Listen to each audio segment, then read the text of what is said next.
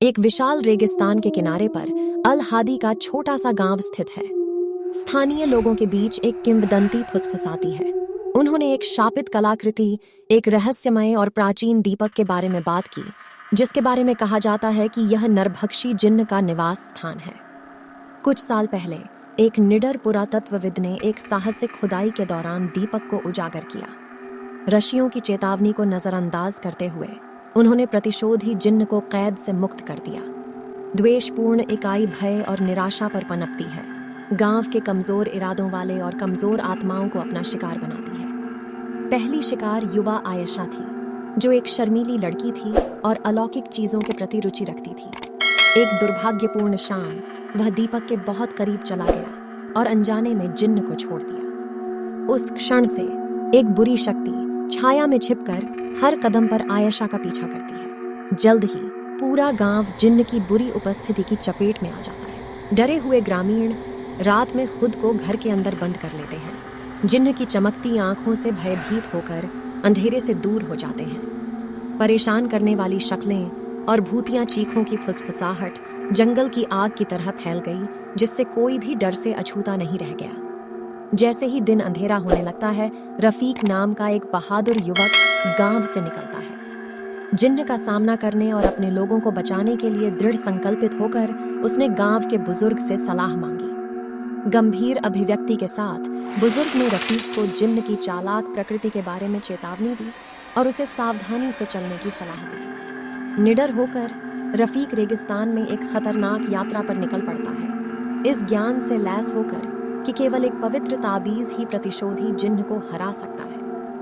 प्राचीन काल की धूल भरी लाइब्रेरी में मिले एक पुराने नक्शे से प्रेरित होकर उसने खतरनाक टीलों, रेत के तूफान और थकावट से संघर्ष किया। अंततः कई दिनों की अथक खोज के बाद रफीक को एक उजाड़ परिदृश्य के बीच में छिपे एक प्राचीन मंदिर का पता चलता है। अंदर उसे पवित्र ताबीज मिला और वह सावधानीपूर्वक गांव लौट आया। प्राचीन ऋषि मुनियों का मानना था कि इस नकली कलाकृति में जिन्न को एक बार फिर फंसाने की शक्ति है। अंतिम टकराव की रात आ गई है। रफीक ने ग्रामीणों को इकट्ठा किया और दुष्ट आत्मा को भगाने की योजना का खुलासा किया। हाथ में ताबीज लेकर वह शापित दीपक के पास पहुंचा। उसका हृदय भय और दृढ़ संकल्प से कांप रहा था। जैसे ही रफीक ने मंत्र पढ़ा, दीपक हिल गया और जिन्न की आवाज सुनाई दी, जो आगे बढ़ने की हिम्मत करने पर अकल्पनीय भयावहता का वादा कर रही थी। लेकिन रफीक अपने इरादे पर अटल होकर ताबीज पकड़कर खड़ा रहा। गड़गड़ाहट की गर्जना के साथ अराजकता की लपटों में घिरा हुआ जिन्न दीपक से बाहर आता है। इसका आकार लगातार बदलता रहता है और जीन रफीक पर तीखी नजर डालकर ताबीज के बंधन से मुक्त होने की कोशिश करता है। लेकिन रफीक ने दृढ़तापूर्वक मंत्र को जोर जोर से और अधिक दृढ़ता से पढ़ना जारी रखा। अच्छाई और बुराई की लड़ाई, रफीक हर पल सीमाओं को लांघता रहता है। जैसे ही रफीक का साहस डगमगाता है, गांव की किस्मत असंतुलित हो जाती है। फिर भी जब सब कुछ खो गया, तो उसके अंदर ऊर्जा का एक उछाल उमड़ पड़ा।